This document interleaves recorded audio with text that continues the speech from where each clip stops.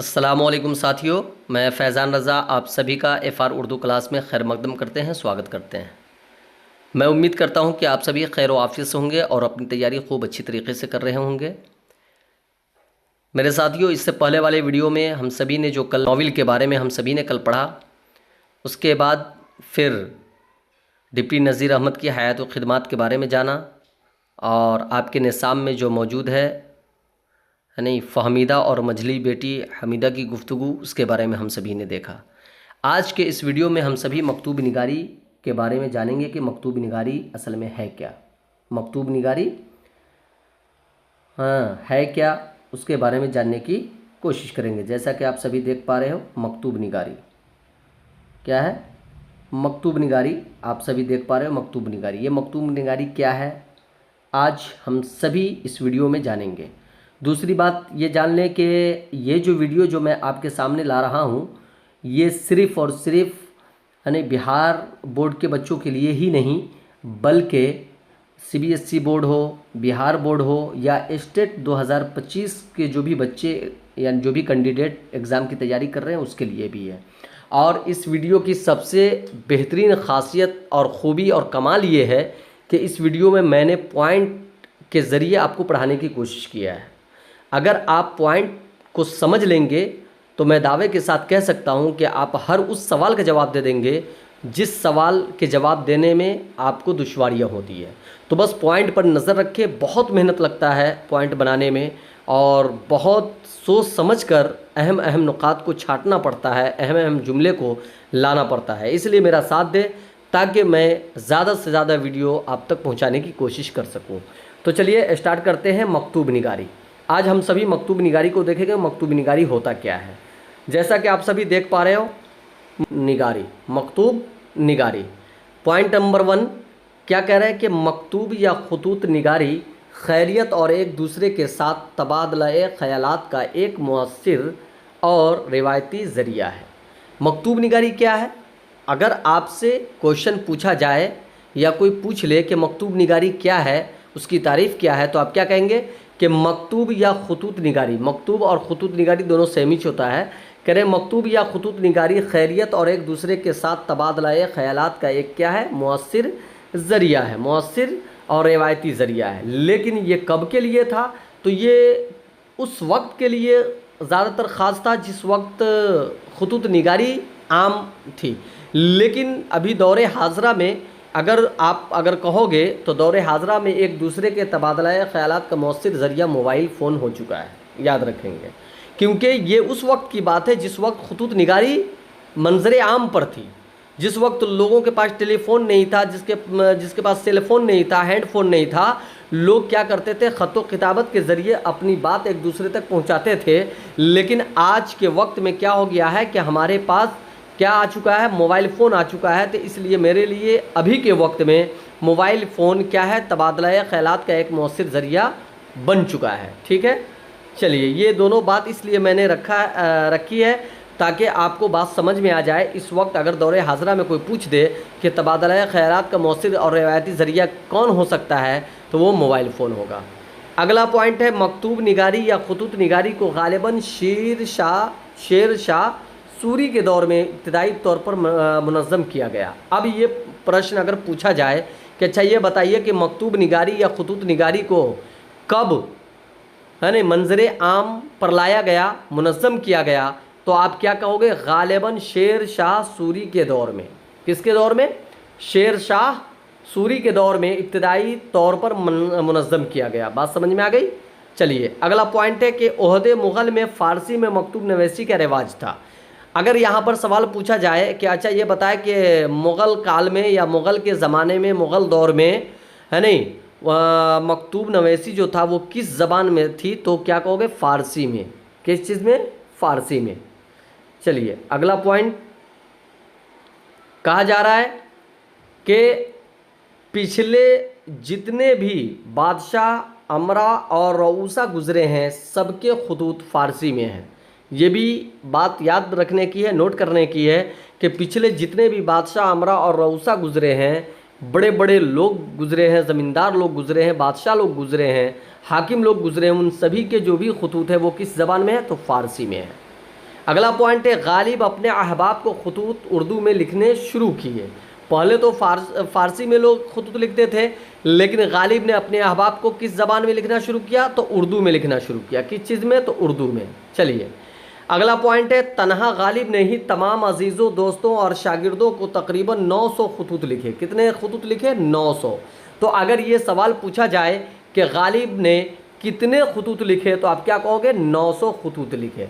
अगला पॉइंट कह रहे कि गालिब के खतूत के 2 मजमूए उनकी ज़िंदगी में ही शाये हो गए। गालिब के खतूत के कितने मजमूए उनकी ज़िंदगी में शाये हुए? तो 2 मजमूए। कितने मजमूए? 2 मजमूए, याद रखिएगा, है नहीं? 2 मजमूए। और उस दोनों मजमूए का नाम क्या है? तो आप लोग कमेंट में बताएं, ठीक है। चलिए अगला पॉइंट कह रहे मकातिब या खतूत बिल्कुल ज़ाती नौइयत के होते हैं, क्योंकि इसमें लिखने वाला अक्सर अपने क्या करते हैं? दिली जज्बात की तर्जुमानी करता है और अपने जज्बात को खतूत की बैसाखी के सहारे क्या करता है? मुखातिब तक पहुंचाने की कोशिश करता है। ये एक खुसूसियत हो गई किसकी? खतूत की या मकातिब की। वो क्या होता है कि बिल्कुल ज़ाती नौइयत की होती है, यानी मकातिब या खतूत बिल्कुल ज़ाती नौइयत के होते हैं, क्योंकि इसमें लिखने वाला अक्सर अपने दिली जज्बात की तर्जुमानी करता है और अपने जज्बात को खतूत की बैसाखी के सहारे क्या करता है? मुखातिब तक पहुंचाने की कोशिश करता है। यानी कि बिल्कुल ही ज़ाती नौइयत के होते हैं, बिल्कुल ज़ाती बातें होती है, खुद की बातें होती है, पर्सनैलिटी होती है उसमें, है नहीं? खुद की खुद की जो ऐसे बात होती है नहीं? किसी और की बातें नहीं होती है नहीं? और उसमें जो भी बातें खतूत में लिखी जाती है वो सभी अपनी बातें होती है, पर्सनल होती है, ठीक है। अगला पॉइंट देखते हैं। मकतूब निगार अपने अहवाल व कवायफ के साथ साथ अपनी रिवायात, अपनी माशरती और असरी हिस्सियात तक इसमें मुक़य्यद कर लेता है, जो बाद में एक दस्तावेज़ की शक्ल बनकर महफूज हो जाते हैं। जी, मकतूब निगारी एक ऐसी चीज़ है जिसमें लिखने वाले क्या करता है? अपने अहवाल व कवायफ के साथ साथ अपनी रिवायत, अपनी माशरती और असरी हिस्सियात तक क्या कर लेता है? मुक़य्यद कर लेता है, कैद कर लेता है, जो बाद में एक दस्तावेज़ की शक्ल बन जाती है, ठीक है। अब हम सब जो देख रहे हैं यहाँ क्या पढ़ेंगे? असदुल्ला खान गालिब की हयात व खिदमात के बारे में जानेंगे। असदुल्ला खान गालिब क्या थे, कैसे थे, उन्होंने कौन कौन से कारनामे अंजाम दिए, तो उसको देखेंगे। चलिए, जैसा कि आप सभी देख पा रहे हो, असदुल्ला खान गालिब, असदुल्ला खान गालिब ये अपने वक्त के बहुत ही बड़े और मायनाज शख्सियतों में से एक शख्सियत थे, है नहीं? इसलिए आपसे बस यही गुजारिश है, रिक्वेस्ट है कि आप मेरे इस वीडियो को बिल्कुल ही अच्छी तरीके से देखते रहें, ताकि आपको बात बआसानी समझ में आ सके। और मैंने बिल्कुल ही टू दी पॉइंट आप तक बात पहुंचाने की कोशिश किया है। एकदम अहम बिंदुओं को, अहम नुकात को मैंने आपके सामने लाकर रख दिया है। तो चलिए असदुल्ला खान गालिब की हयात व खिदमात के ऊपर नज़र डाल लेते हैं। नंबर 1 पॉइंट कह रहे मिर्ज़ा असदुल्ला खान गालिब 27 दिसंबर सन 1797 ईस्वी को अपनी ननिहाल आगरा में पैदा हुए। कहाँ पैदा हुए? आगरा में। कहाँ पैदा हुए? आगरा में। कब पैदा हुए? 1797 ईस्वी में, 1797। और महीना कौन था? तो 27 दिसंबर, दिसंबर का महीना था, याद रखेंगे इसको, बिल्कुल ही अजबर याद रख लें, ये क्वेश्चन अक्सर आता है। अगला पॉइंट कह रहे इनके वालिद का नाम मिर्ज़ा अब्दुल्ला बेग और वालिदा का नाम इज़्ज़तुन्निसा बेगम है। वालिद का नाम क्या रहेगा? अब्दुल्ला बेग, और वालिदा का इज़्ज़तुन्निसा बेगम, याद रखेंगे, ठीक है। अगला पॉइंट है गालिब बचपन में ही यतीम हो गए, तो उनके चचा नसरुल्लाह बेग खान ने इन्हें अपनी सरपरस्ती में क्या कर लिया? ले लिया। यानी कि नसरुल्लाह जो चचा थे इनके, उन्होंने ही इनकी परवरिश की और पढ़ाया लिखाया और इनकी अच्छी तरबियत की, ठीक है। अगला पॉइंट कह रहे हैं कि मौलवी मुअज़्ज़म के मकतब में गालिब ने इब्तिदाई तालीम हासिल की, वहीं से इनकी क्या हुआ? शेर गोई की इब्तिदा हुई। मौलवी मुअज़्ज़म के मकतब में गालिब ने क्या किया? इब्तिदाई तालीम हासिल किया। अब आपसे ये क्वेश्चन पूछा जा सकता है कि ये बताइए गालिब ने इब्तिदाई तालीम हासिल कहाँ किया? तो मौलवी मुअज़्ज़म के यहाँ, ठीक है। और उनकी शेर गोई की इब्तिदा हुई, और वहीं से मतलब मौलवी मुअज़्ज़म के मकतब से ही इनकी शेर गोई की इब्तिदा भी हुई, ठीक है। अगला पॉइंट, इनकी शादी तकरीबन 13 वर्ष की उम्र में इलाही बख्श खान मारूफ की बेटी अमराऊ बेगम से हुई। किससे हुई? अमराऊ बेगम से हुई। और इलाही बख्श खान की क्या थी? बेटी थी। इनकी शादी जो हुई तकरीबन 13 साल की उम्र में हुई। ठीक है, इस तरीके के ही सवाल पूछे जाते हैं।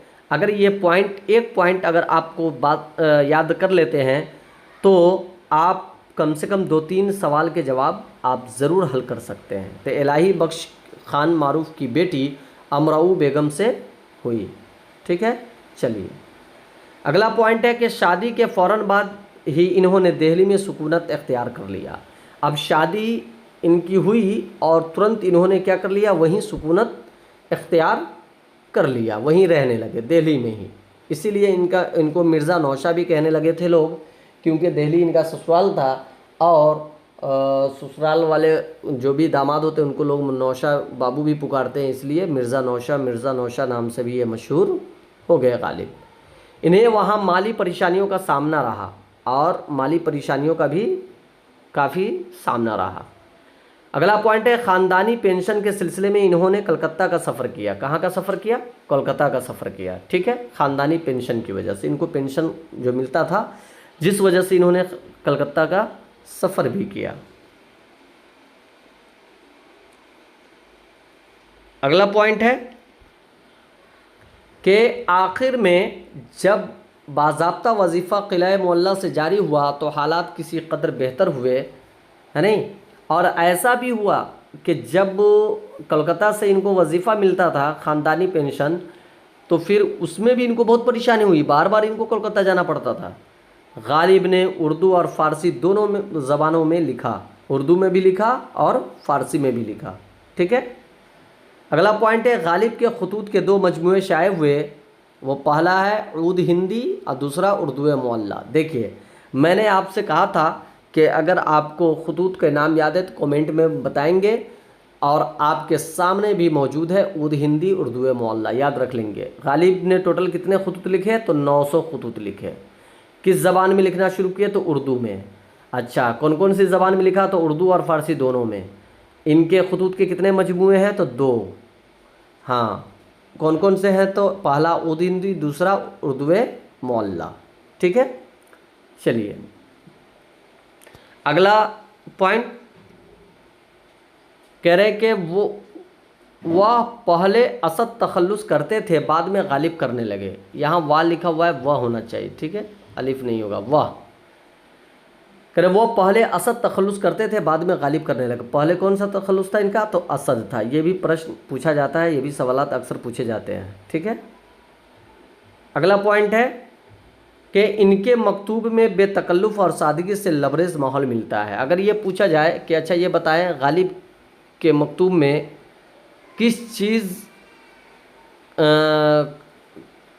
का असर सबसे ज़्यादा मिलता है, तो क्या कहेंगे? बेतकल्लुफ़ और सादगी से लबरेज माहौल मिलता है। ठीक है, अगला पॉइंट, इनके खतूत बिल्कुल मकालमाती अंदाज के हैं, और इनके खतूत की खासियत ये भी है कि मकालमाती अंदाज के, ऐसा महसूस होता है गोया कि आप ख़त नहीं पढ़ रहे हो बल्कि एक दूसरे की बातें पढ़ रहे हो, एक दूसरे से बात जो होती है उस अंदाज में ये ख़त लिखते थे। ठीक है, अब वो अगल क्या कह रहे हैं कि वो ख़ुद कहते हैं कि मैंने मुरासला को मुकालमा बना दिया। ये जुमला अक्सर पूछा जाता है कि मैंने मुरासला को मुकालमा बना दिया, ये किसने कहा? तो आप क्या कहोगे? गालिब ने। ये सवाल हमेशा आते हैं, ये इम्पोर्टेंट पॉइंट है, इसको ज़रूर नोट डाउन कर लें। ठीक है, और कहा जा रहा है कि 15 फरवरी 1869 ईस्वी को इनका इंतकाल हो गया। आखिर वो दिन आ ही गया कि एक ऐसी चराग जो कि शेर व शायरी की दुनिया में हलचल मचा दी, तारीकी को दूर किया, उस चराग जलते जलते लास्ट में उस चराग का तेल ख़त्म होता है और आखिरकार वो दिन आ ही जाता है जिस दिन ये चराग बुझने वाला था। 15 फरवरी 1869 ईस्वी को इनका इंतकाल हो गया, यानी ये चराग बुझ गया। अब अगला पॉइंट, अब ये जो ख़त इन्होंने लिखा किनको? सैयद शाह करामत हुसैन करामत हमदानी के नाम। इन्होंने जो ख़त लिखा था उसके बारे में जानेंगे कि गालिब ने सैयद शाह करामत हुसैन करामत हमदानी के नाम ये क्या लिखते हैं? ख़त लिखते हैं कहाँ से, दिल्ली मोहल्ला बिल्ली मारा से 10 जुलाई 1860 ईस्वी को लिखते हैं। अब वो ख़त में क्या होता है उसको हम देखते हैं, बड़ा ही पुरसुकून अंदाज में इसको सुनेंगे। और इतना बढ़िया इन्होंने लिखा है कि जिसका कोई जवाब नहीं। क्या कह रहे हैं कि शाह साहब को गालिब नातवा का सलाम पहुँचे। शाह साहब को गालिब नातवा का सलाम पहुँचे। भाई मेरा क्या हाल पूछते हो, ज़िंदा हूँ मगर मुर्दे से बदतर। यानी ज़िंदा तो हूँ बट वो ज़िंदगी किस काम की जिस ज़िंदगी में परेशानी हो। मैं तो मुर्दा हूँ, है नहीं, ज़िंदा रहते हुए भी मुर्दे की हालत में वो बहुत कमज़ोर पड़ गया हूँ, उठ बैठ नहीं कर सकता हूँ, वगैरह वगैरह। करे हवादिसे ज़माना व आवारिज़ जिस्मी से नीमे जा हो रहा हूँ। ग़ज़ा की हकीकत यह है कि सुबह को 8-10 बादाम का शीरा, दोपहर को सेर भर गोश्त का पानी, 2 घड़ी दिन रहे 2 या 3 तले हुए कबाब और बस इतना ही मेरा खाना रह गया है। अब ज़्यादा कुछ नहीं खा पाता हूँ। ठीक है। निस्याने हद से गुज़र गया हूँ। निस्याने हद बोलते हैं कि भूलने की बीमारी, उसी को निस्याने हद बोलते हैं। निस्याने हद से गुज़र गया हूँ। ख़त मा कलाम इस्लाह तलब बकस या किताब में रख देता हूँ और भूल जाता हूँ। ठीक है। ऐसी हालत में अगर ख़त का जवाब या इस्लाही गज़ल देर में पहुँचे तो शिकायत न किया करो। मुझे ज़िंदा समझते हो जो ताज़ा कलाम की फरमाइश करते हो। गनीमत नहीं जानते कि मुर्दा कुछ लिखकर भेज देता है। 100 रुपये जो तुमने भेजे वो मिले। मैं दोस्तों की खिदमत गुजारी में कभी कासिर नहीं रहता। मैं कभी कासिर नहीं रहता।